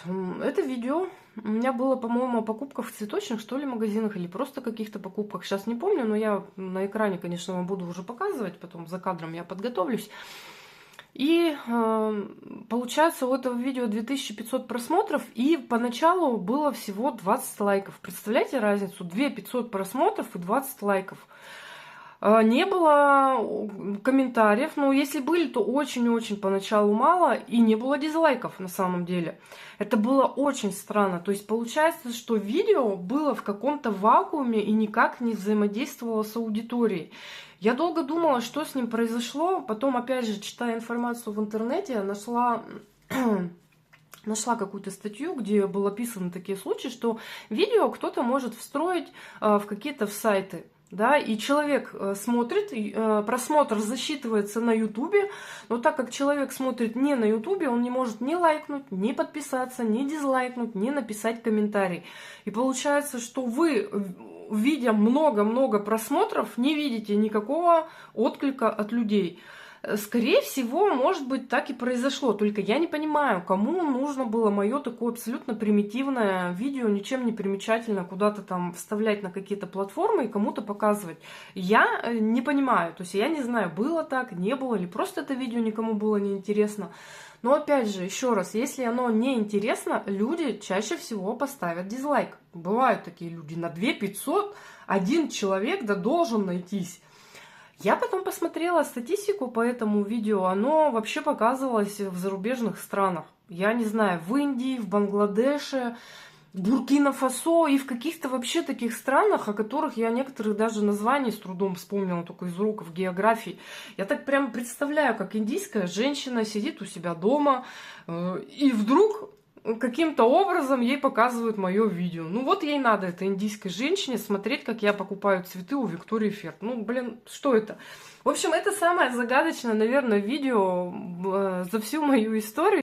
Как вообще сделать так, чтобы ваше видео смотрели? Вы можете посмотреть профильное видео на эту тему, посмотреть, как оптимизировать свое видео. То есть у нас с вами видео должно быть настроено так и оптимизировано так. Все настройки не так, как примитивно я вам рассказывала, а с точки зрения прямо, не знаю, как это называется, SEO, не SEO, честно говоря, не знаю. у вас все названия, все слова должны соответствовать соответствовать поисковым запросам людей. То есть вот вы должны представить, как бы человек по каким словам искал ваше видео, как вы ищете на ютубе какие-то интересующие вас видео. И получается, в названии вставлять эти слова, в тегах прописывать и в хэштегах выбирать точно такие же слова. Это коротко, что такое оптимизация. На самом деле там больше всяких условий, но, как уверяют, что если все оптимизировать, то видео будет публиковаться куда-то дальше. YouTube будет очень оптимистично таким видео относиться и куда-то их продвигать. Не знаю, не проверяла, в этом ничего совершенно не понимаю, но, с другой стороны, глядя на все свои видео, мне кажется, что иногда я в какие-то критерии попадала, потому что видео неожиданно улетали и получали намного больше просмотров, чем обычная моя аудитория. Конечно, важна превьюшка, то есть человек мы визуалы. Если мы видим какую-то красивую картинку, волей-неволей мы будем на нее жмякать, так скажем. Ну, соответственно, название видео все-таки должно соответствовать содержанию. Я видела девчонок, которые там пытаются эпатировать публику, да, писать какие-то желтые заголовки, как я называю своих видео. Давайте немножко о дизлайках. Просто вообще девчонки никогда практически не делятся той информацией, с которой сейчас я с вами, наверное, делюсь. Я хочу сказать, у меня есть дизлайки, у меня их достаточно много, и они с самого начала моей карьеры блогерства, получается, живут со мной. Отношусь я к ним совершенно спокойно. И как выяснилось, что дизлайки еще... Ютубу все равно, что мы поставили дизлайк. Ютуб видит реакцию человека, и получается, что это, наоборот, двигает это видео еще дальше к просмотрам. Поэтому как бы дизлайкеры не портят мне ни настроение, ни какую-то статистику. В общем, я довольно спокойно отношусь. Я не 5000, да, чтобы всем нравится. Мое творчество, там, не знаю, моя речь или еще что-то, всем точно не будут нравиться. Это нормально, это жизненно. Я немножечко провела такой опрос, спросила у девчонок, где-то еще в прошлом году я спрашивала, ну, малого количества девчонок, которые тоже ведут свои каналы, как и с большим числом подписчиков, как и с малым числом подписчиков, есть ли дизлайки или нет. И у большинства девчонок есть дизлайки. У большинства девчонок, даже у самых-самых популярных, которые вы даже не подумайте, что у них могут быть дизлайки, они есть. Есть хейтеры, есть у всех. Но есть девчонки, у которых довольно много видео, не один десяток, да, несколько десятков видео, и девчонки не получали еще ни одного дизлайка. Тут только поздравить девчонок можно, молодцы. Вот, поэтому, если вы начинаете вести свой канал, у вас появляются дизлайки, и если вы там ведете свой канал, и у вас есть какие-то переживания по этому поводу, не переживайте. Ну, я сказала, что там подписка влияет на продвижение, да, дальнейшее видео, комментарии, лайки, да, это все многие девчонки призывают к действиям на своих каналах. Я ни в коем случае никого не заставляю ни что нажимать. Если не хочется вам, не лежит душа, не надо ничего нажимать. Делайте так, как вы хотите. Хотите, подписывайтесь, хотите, не подписывайтесь, вас никто не заставит. Вот я раньше, когда смотрела YouTube еще до того, как начала сама вести каналы и вообще заниматься творчеством и смотреть творческие видео, вообще не заморачивалась. Я, по-моему, ни на кого никогда не подписывалась, и лайки, ну, я не обращала особо внимания, для меня так вот не было таким каким-то бросающимся в глаза, и что мне надо обязательно лайк, дизлайк поставить. Я вообще ничего не делала. То я видео посмотрела, и вот я самый, наверное, худший равнодушный зритель. Посмотрела и закрыла.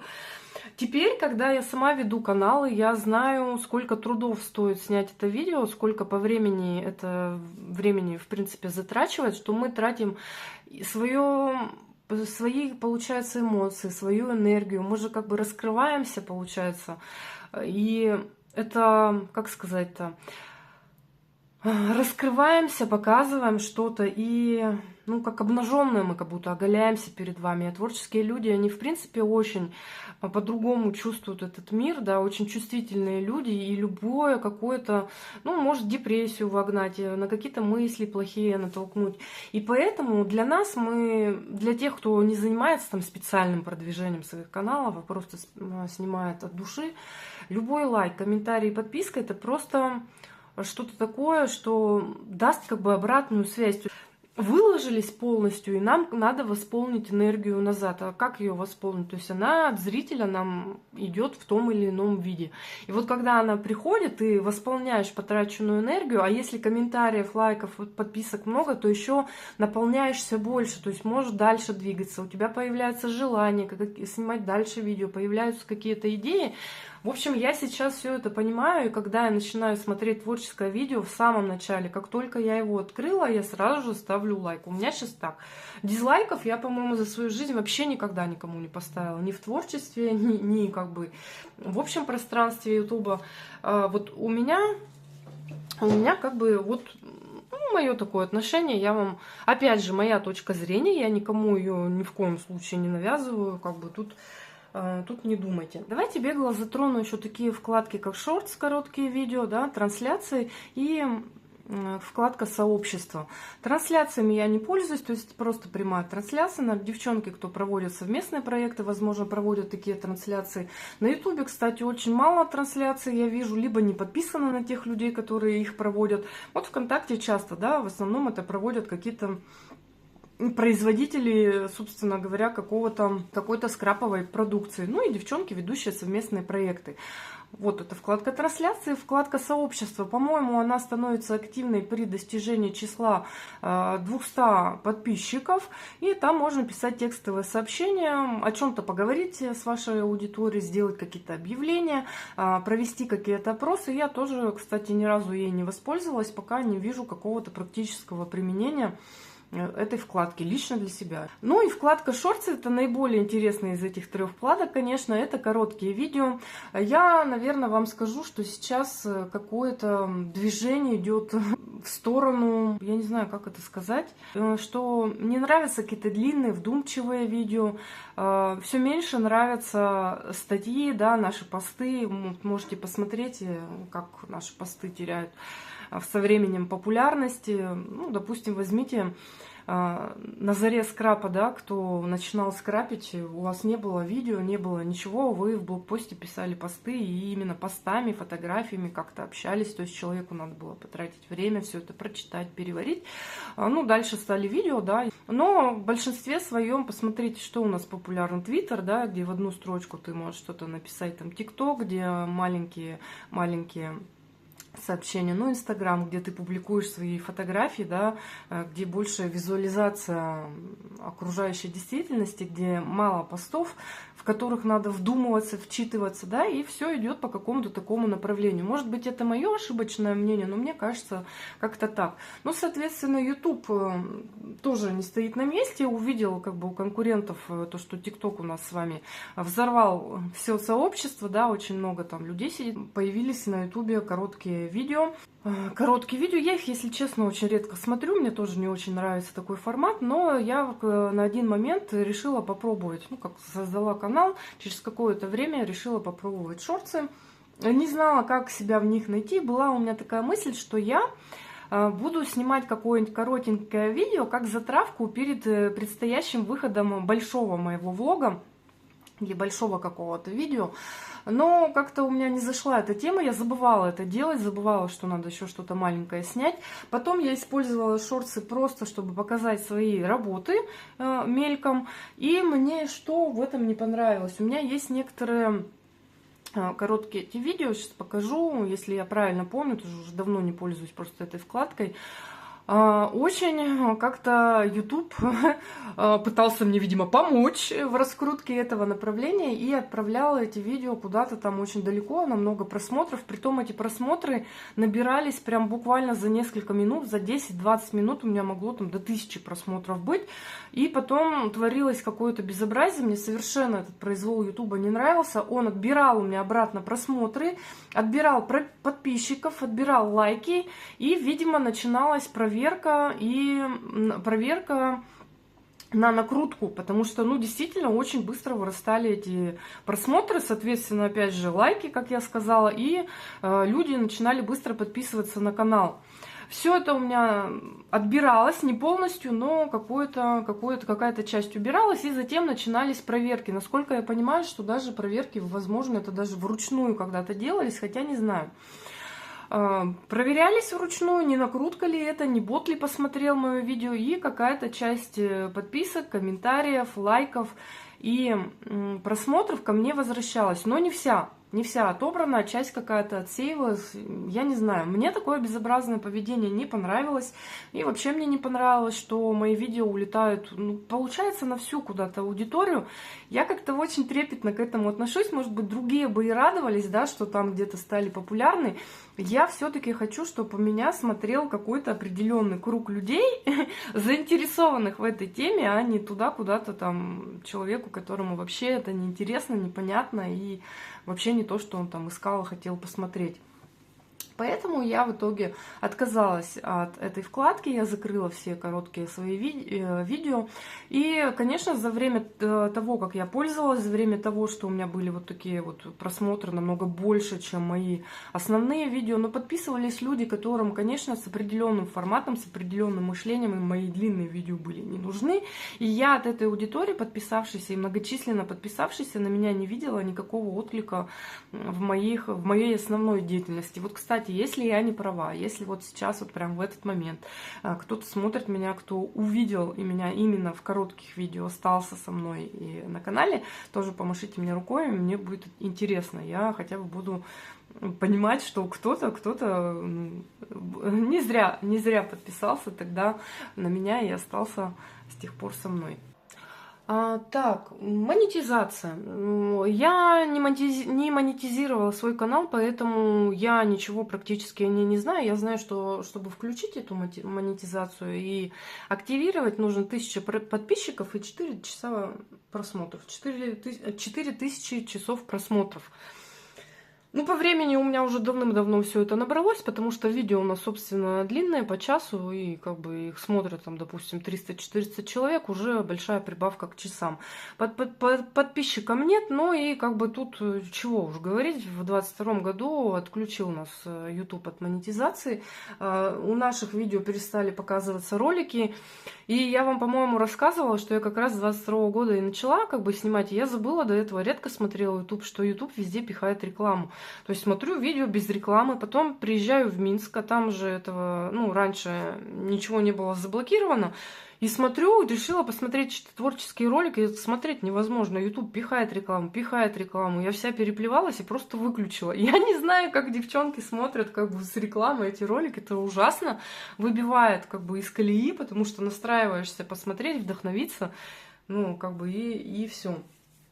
Вот, что еще про монетизацию? Мы отключены, да, даже вывести деньги сейчас нельзя. Ну, я думаю, что это не такие, наверное, большие деньги, может, только на каких-то крупных каналах творческих, там, где 30 тысяч у девчонок подписок. Даже не подписок, там же, наверное, просмотры влияют, то есть должны быть огромные тысячные просмотры. Таких каналов на самом деле мало. Сейчас с тем, что YouTube вообще плохо работает, на данный момент, я не знаю, как это будет на момент выхода видео, и то, кто когда там будет смотреть это видео, сейчас у нас YouTube фактически заблокирован в стране. Просмотров еще меньше. Ну, как я отношусь к монетизации? Я нормально отношусь. То есть я считаю, что плюс, хоть маленький какой-то плюс, ну, пусть у кого есть она, вообще нормально отношусь. Если бы была возможность, ну, я бы, наверное, тоже подключила. Я думаю, так рассуждаю. Ну, не знаю, по крайней мере. Но меня не напрягает, что мне никто ни за что не платит. И я как бы видео снимаю больше, наверное, для себя. Себе на память, кстати, пересматриваю свои старые видео иногда. По тихой грусти. Еще что хочу поговорить про творческую студию. Получается, YouTube собирает очень большую статистику, на которую можно ориентироваться. Он показывает, с каких каналов к вам люди приходят, даже после каких видео к вам приходят люди, из каких стран. Мне, кстати, тут статистика приходила, что у меня последние 3 месяца вторая страна по просмотрам, где меня смотрят, это Германия. Меня очень удивило. Я думала, что это будет Украина, Казахстан, там, Белоруссия, вот что-то наше из постсоветского пространства, а тут получается Германия. Честно говоря, не знаю из Германии никаких комментариев и девчонок, которые бы мне писали, я даже, честно говоря, не знаю. Так кто из Германии? Если вы действительно из Германии, это не VPN показывает, что вы из Германии, помашите мне в комментариях рукой. Одну девочку знаю, Наташу, да, у нее канал Scrapbooking and Mama, смотрю, да, временами. И в завершение у меня будет такой кусочек, отрезок моего видео. назову его курс молодого бойца. Информация пригодится, наверное, больше для тех, кто собирается вести канал или, может быть, только-только начинает. Хочу сказать следующее, что не забывайте, когда вы выходите вот в это общее пространство, вы выходите в интернет, и YouTube это вообще большая помойка, так скажем, откровенно скажем, да. Вы не можете ограничить просмотр видео нашим творческим каким-то коллективом, да, это видео все равно улетает в какое-то так или иначе в общее пространство, даже если у вас мало просмотров, то все равно есть шанс того, что посмотрят какие-то случайные люди, это бандиты, насильники, убийцы, маньяки, все эти люди, они где-то среди нас, они также пользуются интернетом, они также пользуются ютубом, это не надо забывать. Также я думаю, что ютуб смотрят мошенники, а мошенничество у нас с вами очень сильно развито. А мошенничество у нас с вами просто в промышленных масштабах. Вы даже можете заметить, что люди проникли именно и в скраповую сферу. К нам приходят счета от групп, где мы делаем какие-то закупки с учетом каких-то нюансов. Это пугает на самом деле, потому что люди действительно посвящены в наши какие-то творческие и скраповые вопросы. Наверное, поэтому, держа это все в голове, я отвечу вот на вопрос, который мне довольно часто задают, почему я не выхожу лицом, не снимаю лицом. Наверное, поэтому я не хочу, чтобы какие-то люди на просторе интернета видели, как я выгляжу. Я считаю, что это незачем. Я рассказываю, прихожу о своем творчестве, а не о самой себе. Я считаю лично для себя, что это лишняя информация, знать, как я выгляжу и выходить лицом. И это тоже повод для мошенников как-то использовать это в своих целях. Я стараюсь в своих видео как можно реже рассказывать что-то о себе, показывать там квартиру, вид из окна и еще что-то. Хотя на самом деле я грешу этим. Очень много я из своих роликов, конечно, вырезаю, но все равно мне хочется поделиться, хочется именно с вами, со своими зрителями, не с какими-то мошенниками, да, и поэтому в моих видео все-таки проскакивают и какие-то мои фотографии, и какая-то личная информация, но в голове я все-таки держу этот момент и вообще выступаю за какую-то информационную безопасность. Призываю к этому всех девчонок, например, с содроганием вообще смотрю, когда девчонки при распаковке подарков, посылок показывают чужие адреса. Бог с ним свой, показывай свой, если ты хочешь там показывать. Чужие это зачем? Я надеюсь, девчонки прислушиваются. Все-таки это адрес, фамилия, имя, отчество, это конфиденциальная информация, это личная информация. Мне бы очень не хотелось, чтобы мои какие-то личные данные распространялись в интернете просто так, без моего ведома. Поэтому я взяла творческий псевдоним, да, имя я свое называю, а фамилию, я не считаю нужным, чтобы мою фамилию знали во всем пространстве интернета. Потому что я не знаю, какие люди и с какой целью смотрят мои видео. Вот это моя позиция с точки зрения информационной безопасности. Еще что хочу сказать для новичков, даже если взять наш с вами творческий вот этот вот наш мир, то, конечно, не стоит забывать, что все мы женщины, да, обычные женщины, те же самые, которые, не знаю, в нашем окружении, на работе, где-то в других социальных группах. Вот возьмите любой разрез любой социальной группы, работы там, не знаю, там, фитнеса, тех занятий, чем вы еще какими-то увлечениями занимаетесь. Везде же есть какие-то склочницы, есть сплетницы, есть девчонки с вредным характером, есть какие-то занудные, есть очень категоричные личности. И все мы с вами здесь, мы все с вами вот в этой творческой среде вместе находимся. Не может быть так, что прямо самые лучшие женщины с самыми лучшими характерами собрались в сфере скрапбукинга. Да нифига. Просто очень многие свои характеры скрывают, не считают нужным показывать это все, работают над собой. Я так считаю. Я тоже не подарок, совсем не подарок. Я думаю, что иногда слышно по моим интонациям, по моим каким-то этим, что я не феечка какая-то с крылышками, да. Также и остальные девчонки, у всех у нас есть какие-то перепады настроения, еще и прочее. И получается, что мы от каких-то людей можем получать комментарии, которые нам будут не совсем нравиться. Но если даже вот чуть-чуть уйти из нашей творческой сферы, могут нам попадаться люди, которым видео пришло в рекомендациях, они вообще ничего не понимают, из какой-то злости могут что-то написать, не понимая, что происходит на экране, что тут какие-то руки, которые там говорят. Очень обидные могут комментарии, иногда смешные и всякие. Вот мне, например, недавно прилетел комментарий, ну, видимо, от человека совсем со стороны, о том, под видео о том, где я рассказывала, показывала свою коллекцию АТС-ок, я не сказала, что такое АТС, просто женщина взбесилась, просто ее просто это вывело настолько из себя, что она просто оскорбила всех нас, во-первых, меня, конечно, все творческое пространство, назвала меня дурой. И, в общем-то, вылила свою какую-то злобу. Я как восприняла? Меня вообще никак не затронуло это сообщение. Я подумала почему-то, что женщина, скорее всего, находится в какой-то трудной жизненной ситуации. Возможно, ее бросил муж.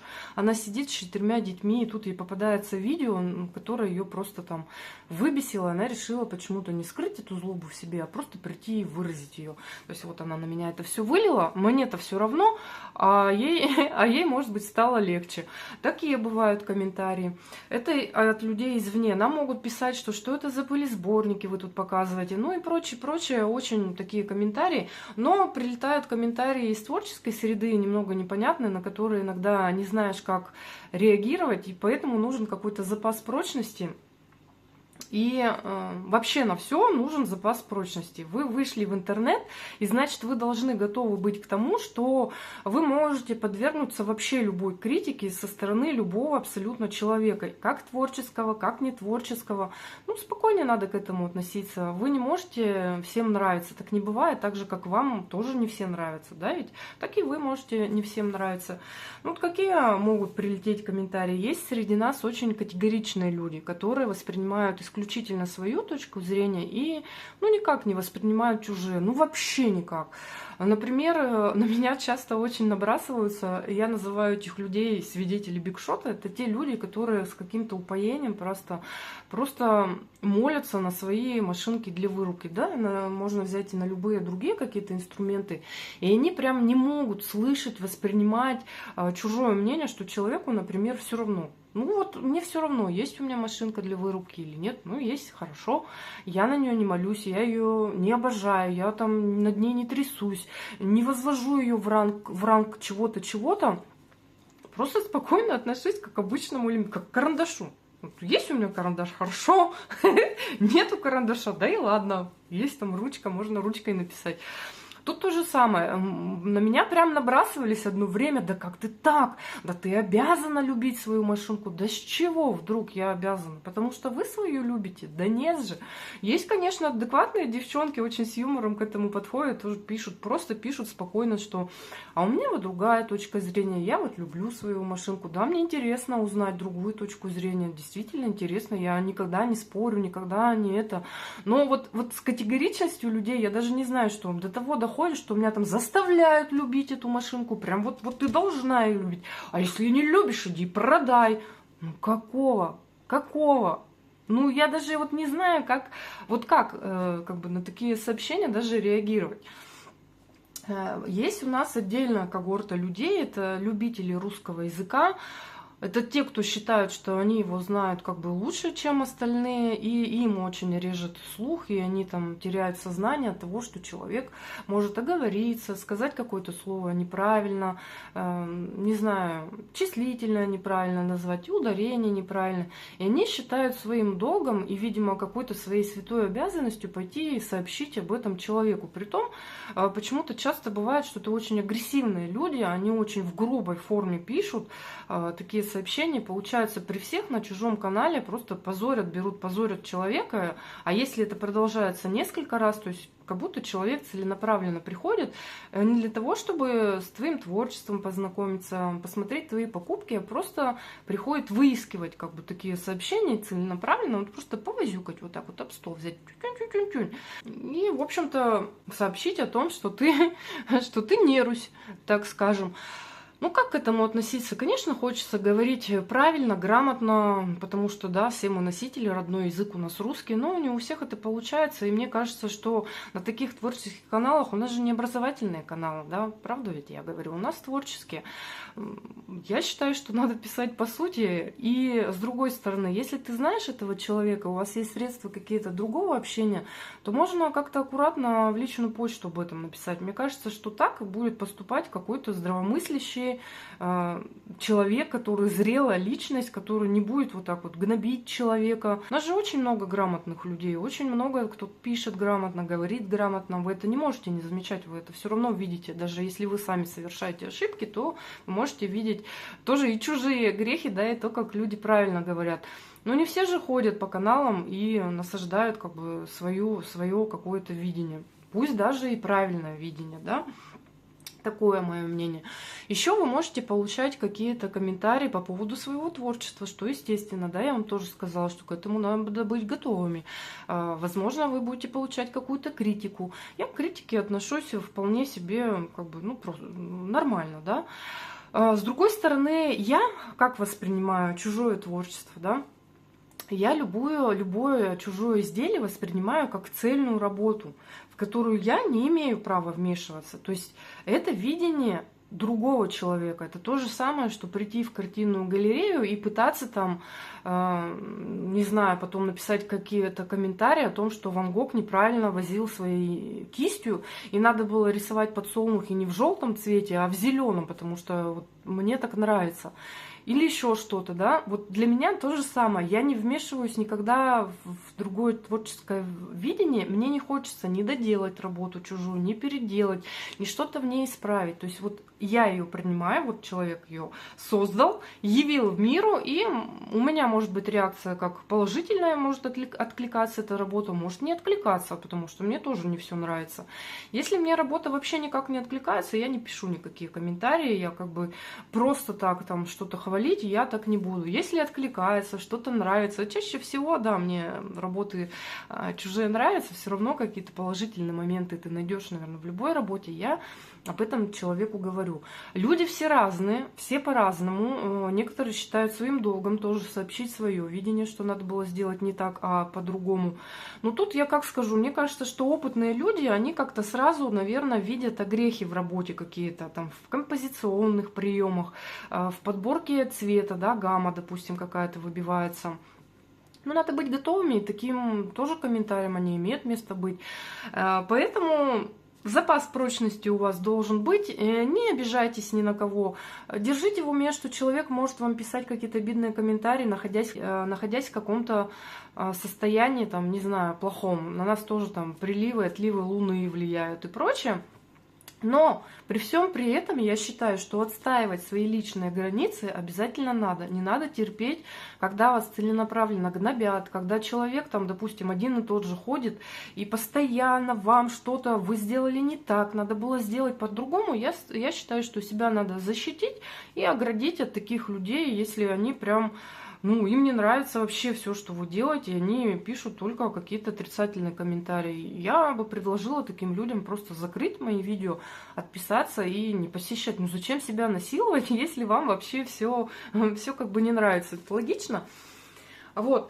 Но подводя итоги всему выше сказанному, да, я все-таки хочу сказать, что тем, кто хочет начать свои каналы, и кто ведет там и сомневается, вести, не вести, все-таки ведите. Делитесь с миром всей своей красотой, эмоциями, положительными, кто несите добро в противовес тому, кто делает там зло, я не знаю. Вам встретится 100% больше добрых людей, потому что у нас очень много в скраповой сфере интересных, эрудированных, очень творческих личностей, зрелых личностей, очень много людей с такой бомбической энергетикой, которые могут за собой повести, которые дарят прям вот красоту окружающему миру. И все люди, которые будут приходить к вам на канал, большинство все-таки вам будет оставлять положительные комментарии, потому что мы стараемся поддерживать друг друга. Поэтому заводите, конечно, свои каналы и радуйте нас своими видео и своими работами. Вот такое сегодня объемное, информативное, интересное, я надеюсь, полезное видео у меня вышло. Никогда подобных видео на каналах других девчонок я не видела, к большому сожалению. Мне кажется, что нам надо друг другом делиться и такими техническими моментами, и обмениваться не только творческими какими-то находками и интересными моментами, но и тем, как мы снимаем свое видео. Мне бы вообще было жутко любопытно узнать, кто в каких программах монтирует, у кого какие препятствия, кому больше YouTube нравится, кому контакт, кто еще заметил какие-то интересные моменты, о которых я не проговорила. Пишите, пожалуйста, в комментариях. И, соответственно, те, кто не связан с ведением своих каналов и прочего, поделитесь мнением, было ли вам интересно, что больше всего вас поразило, хотите ли вы начать снимать свои видео, и, может быть, у вас еще будут какие-то вопросы, на которые я смогу ответить. Напомню, что я не профессионал, я любитель, это личные мой анализ всей полученной за 2,5 года ведения канала информации. На сегодня, пожалуй, все. Надеюсь, никого не загрузила. Увидимся с вами скоро. Всем пока!